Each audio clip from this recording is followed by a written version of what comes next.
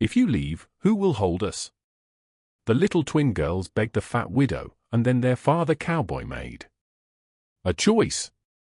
The river sparkled under the late sun. Rosanna knelt at the rocks, scrubbing hard against the current. Her pink dress clung to her wide body, heavy and soaked. Each push of her arms carried weight. Laundry and shame the same. Her golden brown hair stuck to her cheeks. Sweat stung her eyes. Still, she scrubbed. Voices drifted from the bank. Laughter, snickering. Look at her arms. She could wash the whole river dry. A boy shouted bold because the adults laughed first. Rosanna kept her head down. Silence was her only shield. Words only gave them more to throw. Another woman passed, splashing water across her dress. Still scrubbing Rosie. Lazy hands make slow work. Lazy? That word followed her everywhere. Rosanna rinsed, wrung, and laid the shirt across the rocks. She kept her eyes down. Then a sharp voice cut the air. Rosanna, are you still rubbing those clothes? I told you I need my best coat ready before nightfall, and my daughter's shoes are still waiting. Do you plan to keep me all day? Mrs. Dalton stood above, hands on hips, lips twisted. Rosanna nodded once. Yes. I'll have it done.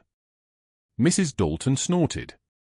You better, and don't expect extra pay for being slow. She muttered as she left. Fat and lazy. What a waste. Rosanna's hands paused. Then she scrubbed harder. The sun sank low. The wet laundry seemed endless. Each piece carried someone else's dirt. She would return them clean, yet never clean herself of their scorn. At last, the last shirt was done. She gathered the heavy bundle, chest straining. One step at a time, she climbed the riverbank, away from the voices. The road home was dust and silence. Children turned faces. Women pulled skirts aside. Men muttered, loud enough for her to hear. Her body a target, her name a curse. Still, she walked forward. Her shack stood alone at the edge of town. Leaning roof, groaning. Door, no garden. Just dirt worn from years of being overlooked. She set the bundle down, sank onto the stool. The room smelled of damp clothes and boiled potatoes. Her chest rose heavy, her hand pressed over her heart. This was her world. Scrub until her arms burned. Carry shame heavier than the laundry. Return to silence. And still she whispered to herself, tomorrow I'll keep going. Tomorrow. Kindness still lived in her even when no one else showed it. She blew out the lantern. Darkness wrapped the shack. Rosanna slept alone. That night, Rosanna dreamed. She was 17, standing beside Thomas on their wedding day. He had been kind, hard-working. They were happy. Then the fever came. One week he planted seeds. The next he was gone. Debts followed. Thomas had borrowed to buy land. She couldn't pay. They took the farm, the house, everything. She ran to her family. Her father barred the door. You're too much to feed, he said. Her mother looked away. Her brother laughed. Maybe if you weren't so fat, someone would help you. The door closed. She came to this town hoping for work. Found only cruelty. The dream faded. Morning. Light woke her. She prepared for another day at the river. But today was different. Voices called out. There's a Lady. Rosanna turned. Two little girls, identical twins, no more than 4. Golden hair catching sunlight. One clutched a rag doll. "Hello," she said. Softly. Rosanna wiped her wet hands on her dress. "Hello there. Are you lost?" The other twin shook her head. "We're exploring. Papa says the town is safe." "What's your name?" asked the first. "Rosanna, but most people call me Rose." "I'm Hattie," said the one with the doll. "This is Leia." Leia smiled shy. "You're pretty." Rosanna's breath caught. "Thank you, sweetheart." They stayed, sitting on the bank, chattering, asking questions, showing her flowers and dolls. When she finished, Rosanna walked them back toward town. "Will you be here tomorrow?" Hattie asked. "I will." "Can we visit you again?" Rosanna smiled. "I'd like that very much." The next day, they came again, and the day after. Soon they were visiting her shack. Rosanna gave them bread, told stories, braided their hair, held them when they were sad, listened to their chatter. Their father, Caleb, worked long hours on the ranch. Muscles from hard labor. Golden brown hair. A man of few words since their mother died. One evening, the twins ran to him breathless. "Papa! Papa!" Hattie squealed. "We found a mama." Leia tugged at his sleeve. "She tells stories and gives us bread." Caleb chuckled. "Is that so?" His eyes twinkled. "Oh, sweetheart, you found a mama."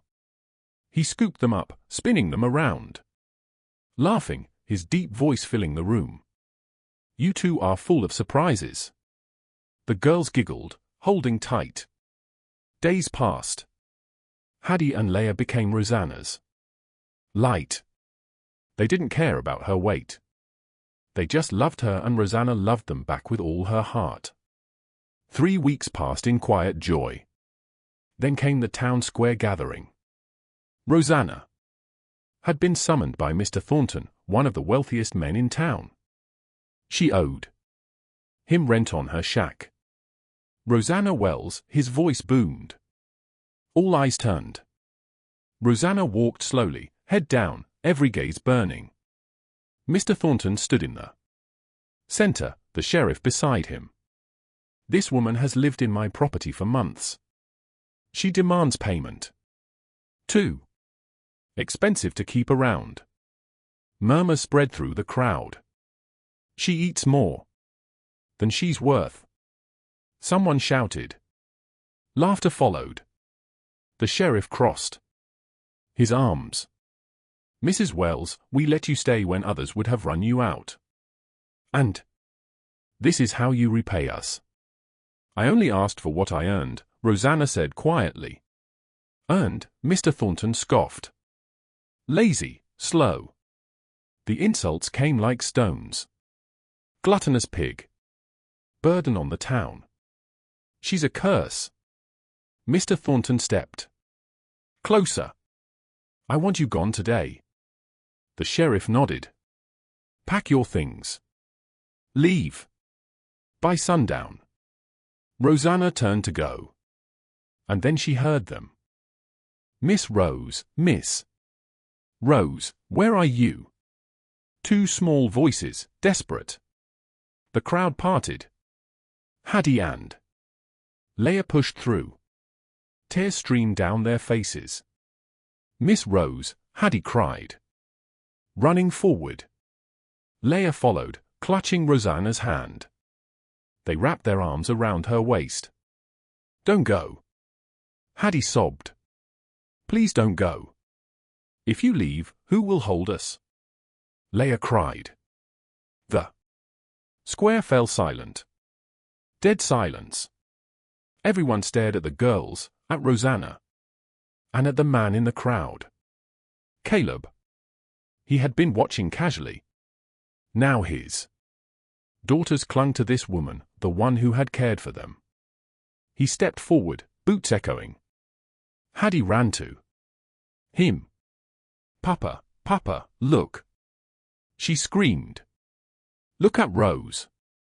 Why are they hurting her? She's nice, Papa. She's kind." Leia tugged his sleeve. "Don't let them. Please, Papa." Caleb froze. Their fear, their love pierced him. Rosanna said nothing. He turned to the crowd, voice low but firm. "This woman has done more for my daughters in 3 weeks than this whole town has in 4 years." Mr. Thornton scoffed.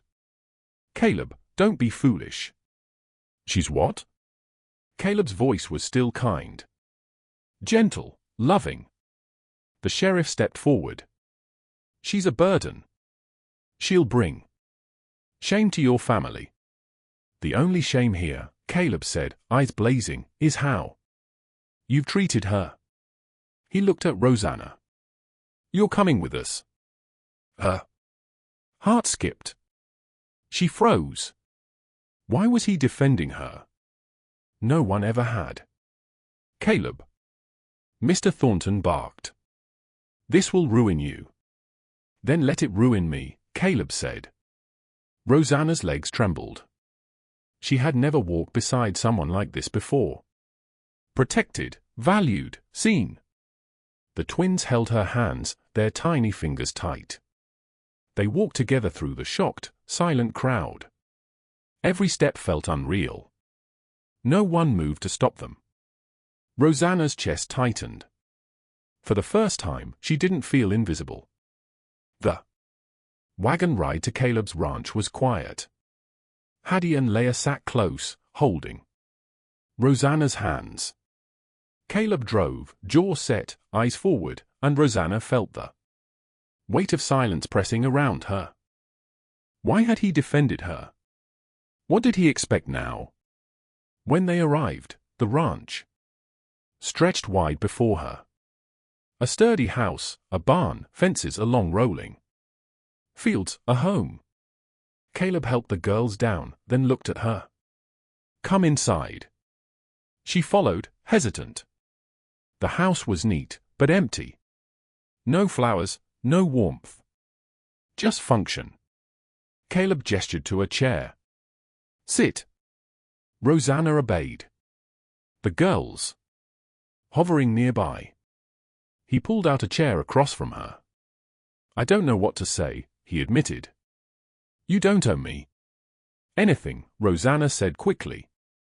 "Let me finish," he said, rubbing his face. "My girls lost their mother the day they were born. I've tried. I've kept them fed and safe, but I haven't given them what they need. I didn't realize how much they were missing until I saw them with you." Rosanna's throat tightened. "They're wonderful girls." "They are, and they love you." Hattie nodded enthusiastically. "We do." Leia climbed into Rosanna's lap. Caleb watched them steady and quiet. "Stay," he said. "Stay here. Help at the house. Care for the girls. You'll have a room, food safety." Rosanna stared. "You want me to stay?" "I need you to stay. They need you to stay." She looked at Leia. Then Hattie, these little lights who had brought joy back into her life. Doubt nagged at her. "I don't want to be a burden." "You're not," Caleb said firmly. "The town said, I don't care what the town said." His eyes met hers. Steady. Honest. "Do you want to stay?" For the first time in years, she wanted something. "Yes," she whispered. "I'd like to stay." Relief softened his face. "Good." He led her to a small room, a real bed, a window, a chest, more than she'd had in years. "This is yours. Take tonight to settle. We'll figure out the Rest tomorrow. Thank you, she said, voice thick.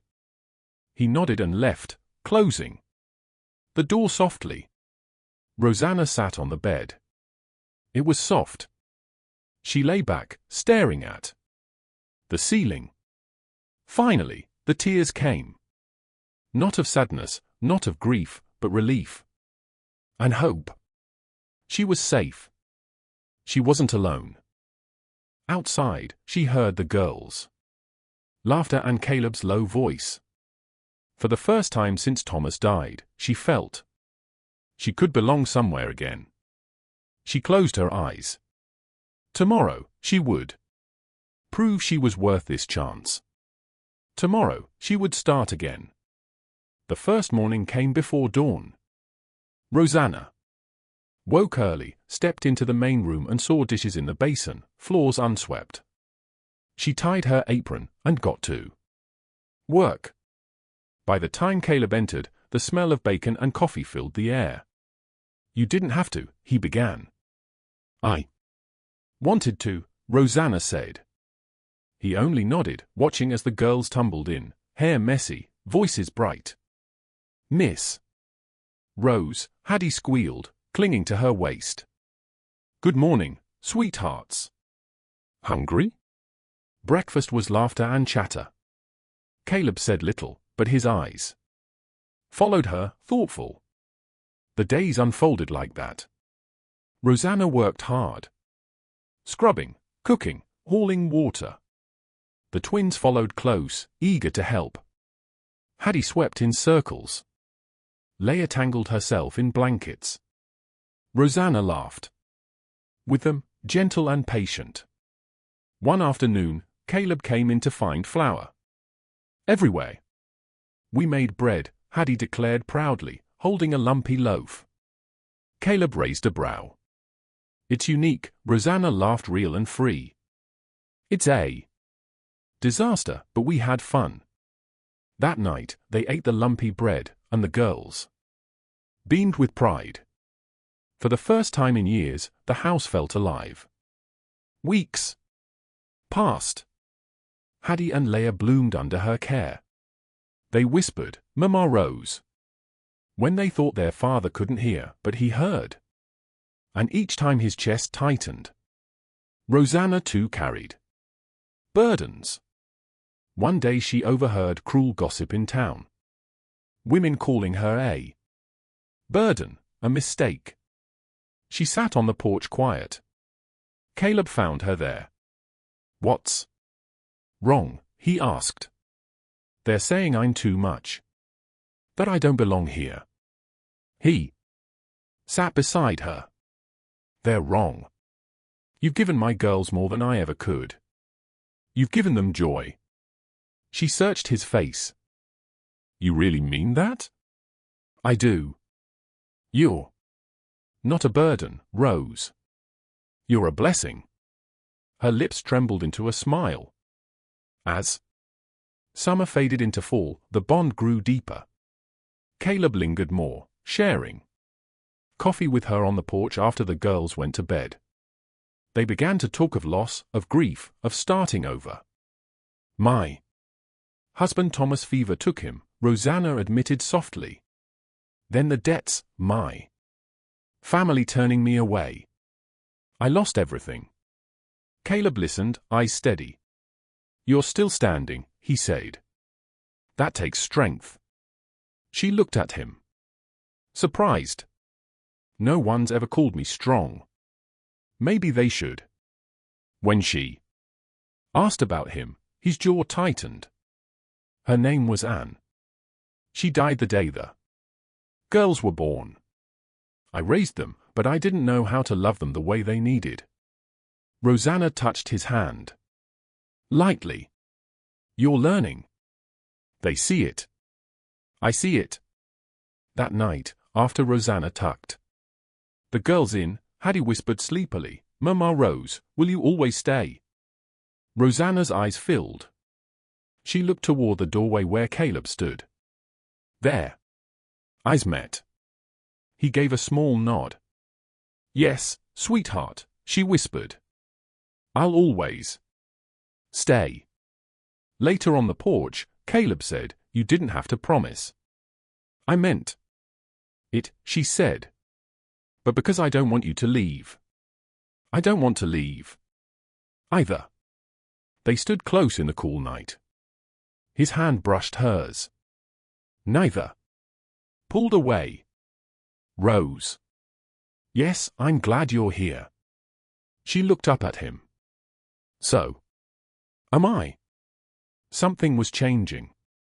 Something neither had expected, and it scared her as much as it thrilled her. It started with Rusty. Caleb's loyal dog had stopped eating. He limped, whimpered, and lay in the barn with dull eyes. "Hey, boy," Caleb whispered, kneeling beside him. Rusty didn't even lift his head. Rosanna walked in carrying water. One look at Caleb's face told her. "What's wrong?" "It's Rusty. He's been like this for days." She knelt beside the dog, hands gentle as she checked him over. "May I try something?" "Anything," Caleb said. She slipped away and returned with herbs from her small garden. She mixed them with honey and warm water. "Hold his head for me." Caleb obeyed while she spooned the mixture into Rusty's mouth. "What is that?" he asked. "Something my grandmother taught me. For pain, for swelling. You know, healing a little," she said softly. "Enough to try." By morning, Rusty was standing. 3 days later, he was running again. "You saved him," Caleb said, astonished. Rosanna only smiled. "He's strong. He just needed help." Word spread.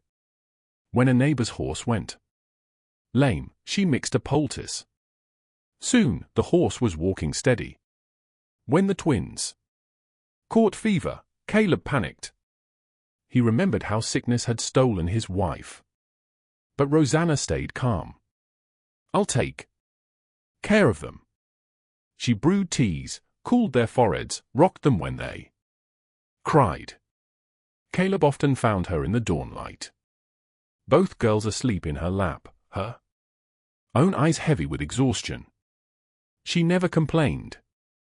When the fever finally broke, Rosanna nearly collapsed. Caleb found her gripping the counter, tears streaming down her cheeks. "Rose, they're okay," she whispered. "They're okay." He crossed the room and pulled her into his arms. She stiffened, then melted against him. "Thank you," he murmured, "for saving them. I'd do anything for them."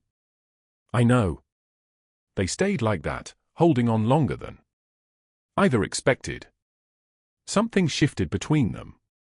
In the weeks that followed, Rosanna's place in the home grew solid. She wasn't just keeping house. She was essential. She managed the garden, tended animals, taught the twins. She laughed when they tangled yarn or spilled flour, and they adored her for it. And Caleb noticed everything. Her steady hands, her quiet strength, her heart. One evening, they worked side by side in the barn. Caleb hammered a stall door while Rosanna organized the tack. Their hands brushed. Both froze. He looked down at her, the air heavy between them. "Rose," he said quietly. "Yes, I." The barn door burst open. "Mama Rose, Papa, come see the sunset," the girls shouted. The moment broke. Rosanna smiled, wiping her hands as she followed the children outside. Caleb stayed behind, hammer dangling in his grip, heart pounding. He'd almost said it, almost spoken the truth. He was beginning to accept that he was falling for her. But some things he thought were too important to rush. The storm came without warning. Dark clouds swallowed the sun, and the wind rose sharp and heavy across the open fields. Caleb was already at the barn. "Storm's coming fast," he called out. "Rose, get the girls inside." Rosanna grabbed Hattie and Leia by the hands, rushing them to safety. She crouched to their level, voice firm but calm. "Stay here. No matter what you hear, don't come out." But Mama Rose said, "I'll be right back." She shut the door before her heart could waver. Then she ran back into the storm. The animals were in chaos. Horses reared, eyes rolling in panic. Chickens scattered through the mud. Rusty barked wildly. Rain fell hard. Thunder split the sky. Caleb wrestled with the barn doors. "Rose, go inside." "Not without helping you." One stall door banged open.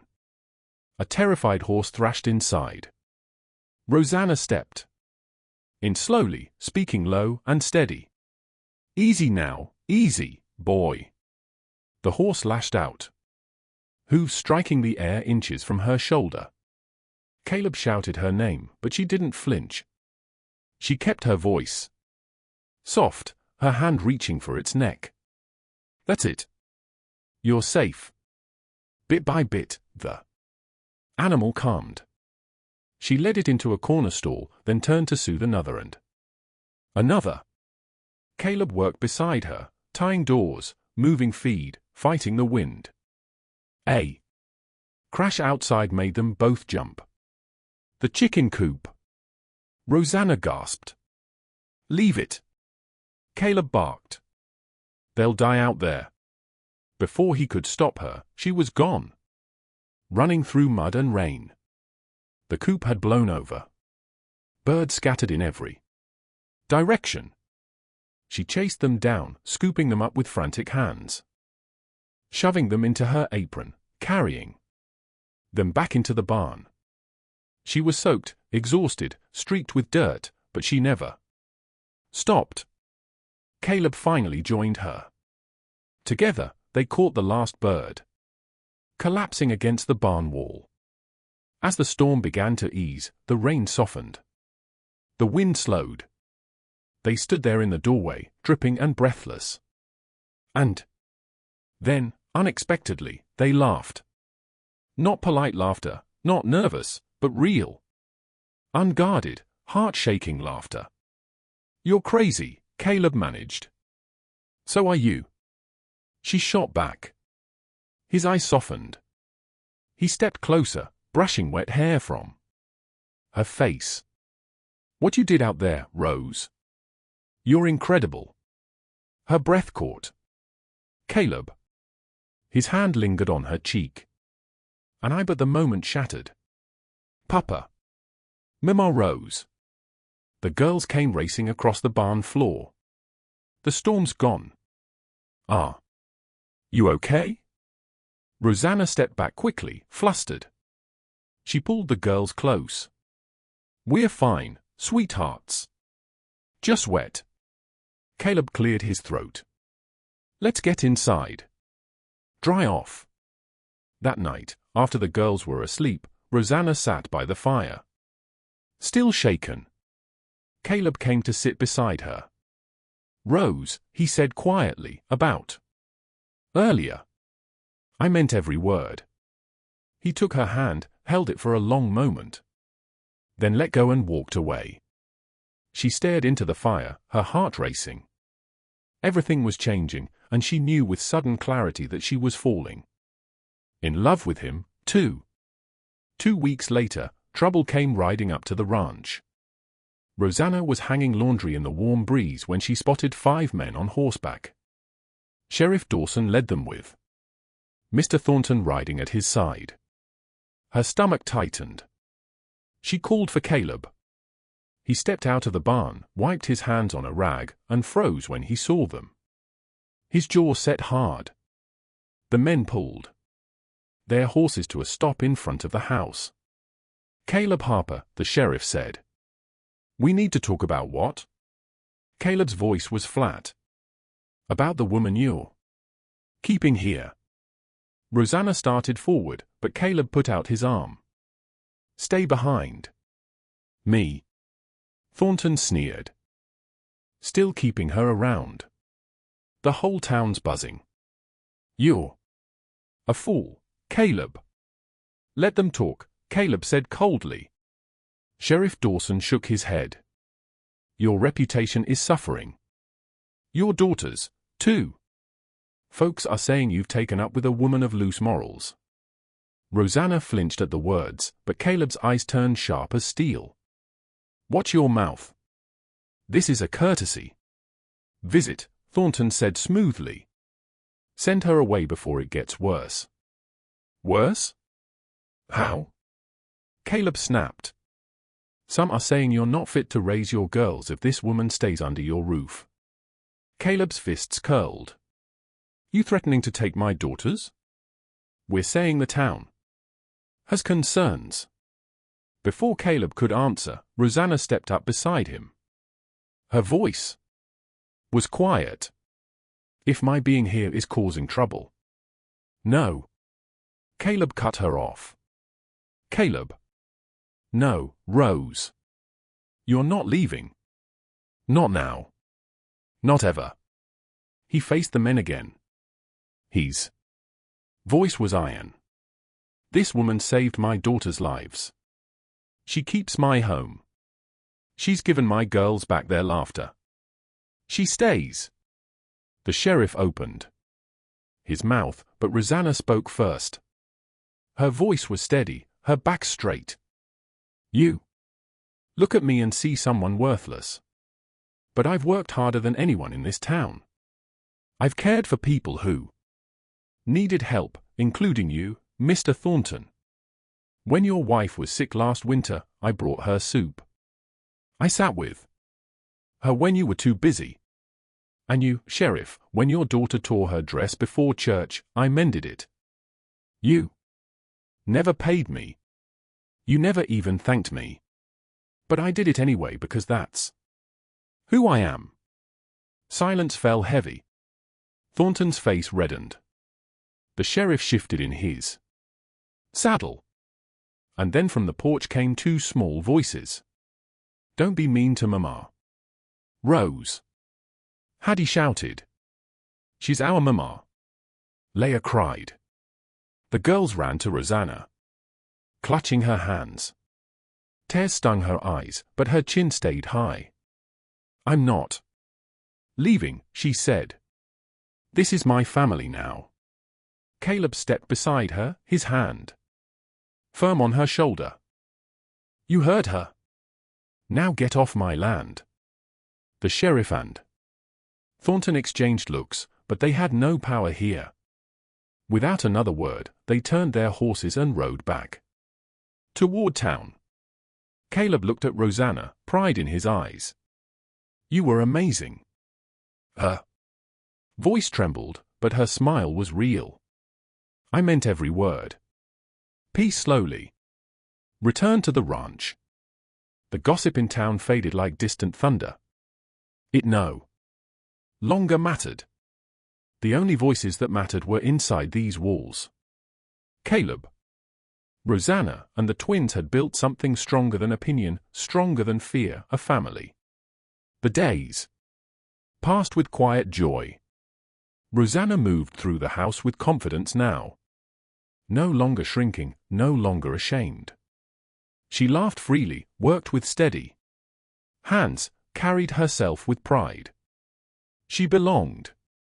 Caleb saw it in everything she did, the way she guided the girls in their lessons, the way she kept the home warm and alive, the way she never tired of giving.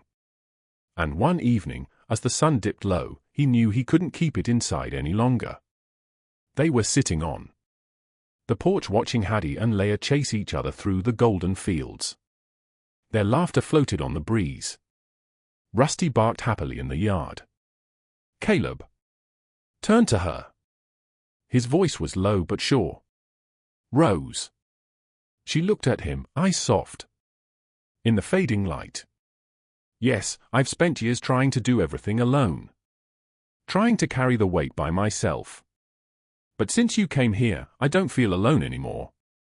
You've given my girls more than I ever could, and you've given me more than I ever thought I deserved. Her breath caught. Caleb. He took her hand. Rough, calloused fingers wrapped around hers. I don't care what the town thinks. I don't care what anyone thinks. What matters is here. Rose, will you stay? Not as help. Not as a guest, but as my partner, my wife. Tears sparkled in her eyes. Her smile trembled, but her voice was steady. Yes, Caleb. 1,000 times. Yes. The twins came running up at that moment, breathless and laughing. What are you talking about? Hattie asked. Caleb looked at them with a grin. I just asked your Mama Rose to marry me. And she said yes, Rosanna whispered, pulling them into her arms. The girl squealed with joy, hugging them both tight. We're a family. A real family. That night, there was no fancy wedding, no audience, no ceremony. Just the four of them on the porch as the sky burned gold. Caleb slipped a simple band from his mother's chest onto Rosanna's finger. He kissed her forehead. She leaned into him at peace. The girls curled up beside them, one on each lap. Their giggles slowly gave way to yawns. The ranch stretched out quiet and safe before them. Caleb looked at the woman beside him. The woman who had been cast out, ridiculed, left with nothing. And now she was the heart of everything. The sun dipped behind the hills, leaving them bathed in warm twilight. A man, a woman, 2 children, a family complete. She was cast out as worthless. She became the heart of everything. Thank you for listening to this story. Tell me, what was your favorite moment in this story? The storm, the confession, or the twins calling her Mama Rose? I'd love to see your answer in the comments. And don't forget to subscribe for more stories like this.